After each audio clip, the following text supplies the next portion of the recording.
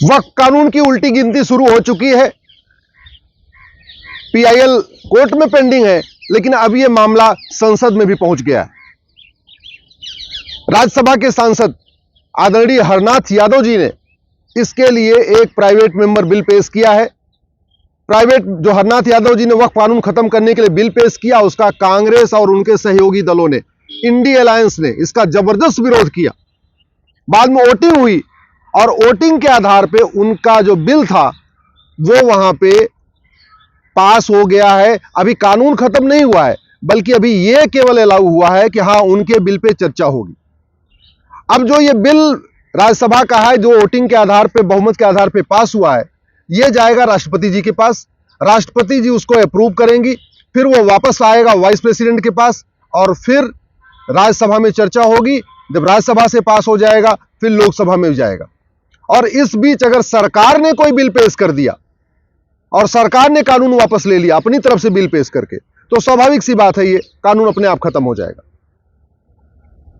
अब तक पूरे देश में 120 पीआईएल फाइल हो चुकी है और यह बात केंद्र सरकार ने अभी कोर्ट में एक एफिडेविट फाइल करके हमें बताया।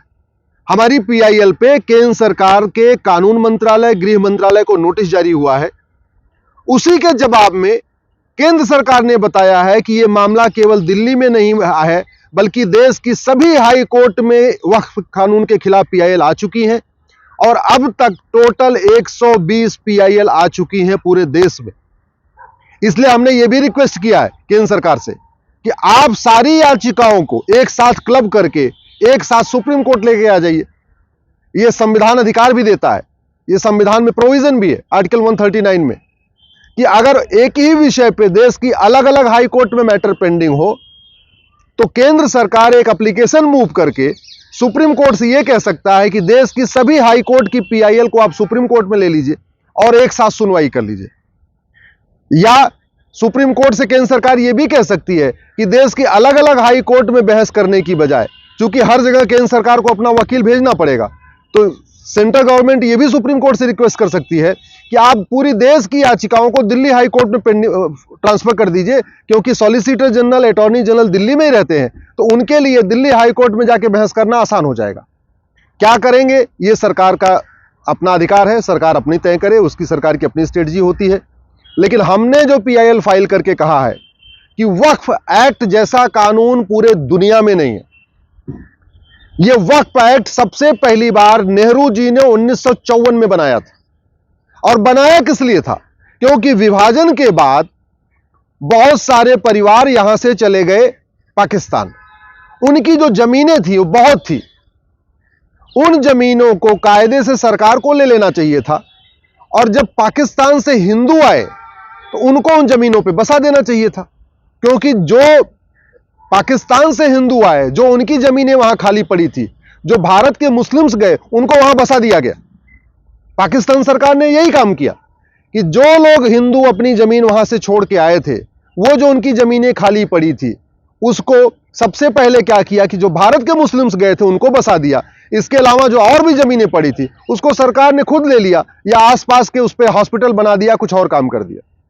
यही काम नेहरू जी को करना चाहिए था कि जितने लोग यहां से गए थे पाकिस्तान, उनकी सबकी जमीनों को एक्वायर कर लेना चाहिए था। जो लोग पाकिस्तान से हिंदू आए थे उनको उस पर बसा देना चाहिए था और जो एक्स्ट्रा जमीन होती उस पर अपना हॉस्पिटल बना सकते थे, स्कूल बना सकते थे, कॉलेज बना सकते थे, यूनिवर्सिटी बना सकते थे, पुलिस लाइन बना सकते थे और भी जो गवर्नमेंट डिपार्टमेंट बना सकते थे। लेकिन नेहरू जी ने यह काम नहीं किया।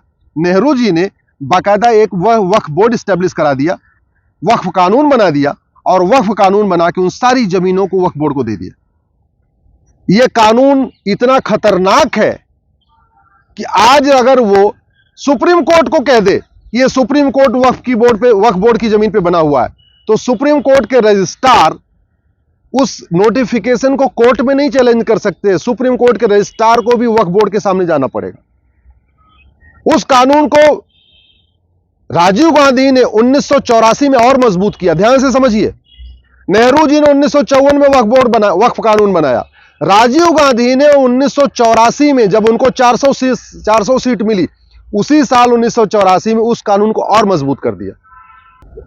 उसके बाद 1995 में नरसिम्हा राव की सरकार ने जो नेहरू जी का कानून था और जिसको राजीव गांधी ने मजबूत किया था, उस कानून को वापस लिया और भी खतरनाक एक नया कानून बना दिया 1995 में। और 2013 में जाते जाते सोनिया जी की सरकार, मनमोहन जी की सरकार ने 2013 में उसको और खतरनाक बना दिया।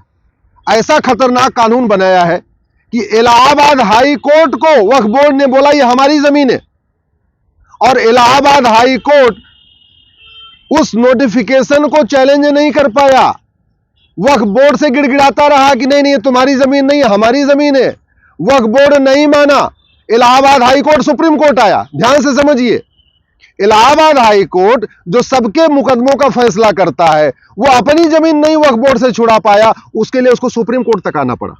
यह कानून है कांग्रेस का, जो सबसे पहले नेहरू जी ने बनाया, राजीव गांधी ने उसको और मजबूत किया, नरसिम्हा राव ने उसको और मजबूत कर दिया, और बाद में मनमोहन सिंह ने और मजबूत किया। यह कानून इतना खतरनाक है कि जो बड़े लोग हैं, पैसे वाले लोग हैं, उनको नोटिस भेजता है और उसके बाद कहता है 10 लाख दो, 20 लाख दो, 50 लाख दो, तब हम नोटिस वापस लेंगे, यानी उनसे वसूली करता है। लेकिन जो गरीब है, शेड्यूल कास्ट हैं, शेड्यूल ट्राइब हैं, आदिवासी हैं, उनको नोटिस भेज के कहता है कि अगर तुम इस्लाम कबूल कर लोगे तब तुम्हारी जमीन तुम्हारे पास रहेगी, और नहीं तो यह जमीन वक्फ की हो जाएगी। अब जो सोचिए आप, भोपाल से झबुआ 700 किलोमीटर दूर है। झबुआ एक आदिवासी क्षेत्र है। झबुआ के जो आदिवासी हैं, उन्होंने झबुआ की लोकल कोर्ट को भी कभी नहीं देखा। भोपाल तो देखना उनके लिए असंभव है। अब झबुआ में वक्फ बोर्ड एक नोटिस भेजता है और कहता है यह जमीन वक्फ की है। आदिवासियों से कहता है इसका जवाब देने तुम भोपाल आओ। अरे, जिन आदिवासियों ने झबुआ की लोकल कोर्ट नहीं देखी, वो भोपाल 700 किलोमीटर दूर कैसे आएंगे? और फिर कंडीशन क्या रखता है? अगर अपनी जमीन छुड़ानी है तो कन्वर्ट हो जाओ। मेरठ और मुजफ्फरनगर लखनऊ से 600 किलोमीटर दूर है। मेरठ और मुजफ्फरनगर की जमीन पे वक्फ बोर्ड कब्जा करता है, उसके लिए मेरठ मुजफ्फरनगर वालों को लखनऊ जाना पड़ता है, क्योंकि लोकल कोर्ट में उस नोटिस को चैलेंज ही नहीं कर सकते। अच्छा, अगर किसी की प्राइवेट जमीन पे वक्फ बोर्ड कब्जा करता है तो लोग अपनी जमीन के लिए फिर भी लड़ते हैं। लेकिन जो गोचर की जमीन है, जो पार्क है, जो ऊसर जमीन है, जो बंजर जमीन है, जो खेल का मैदान है, उसको जब वो वक्फ बोर्ड कब्जा कर लेता है, उसके खिलाफ तो कोई नहीं लड़ता। लेखपाल पटवारी के पास कहां इतना टाइम है और कहां इतना उनके पास पैसा है? सरकारी अधिकारी के पास, तहसीलदार के पास, कलेक्टर की जाके उससे 600 किलोमीटर दूर, 700 किलोमीटर दूर लड़ते रहेंगे। नतीजा यह हुआ है, रेलवे और डिफेंस के बाद सबसे ज्यादा प्रॉपर्टी का मालिक वक्फ बोर्ड बन चुका है। इस समय तीसरे नंबर की प्रॉपर्टी, जितनी प्रॉपर्टी वक्फ बोर्ड के पास है, इतनी प्रॉपर्टी तो मंदिरों के पास नहीं है। हिंदुस्तान में सबसे ज्यादा बहुसंख्यक रहते हैं हिंदू।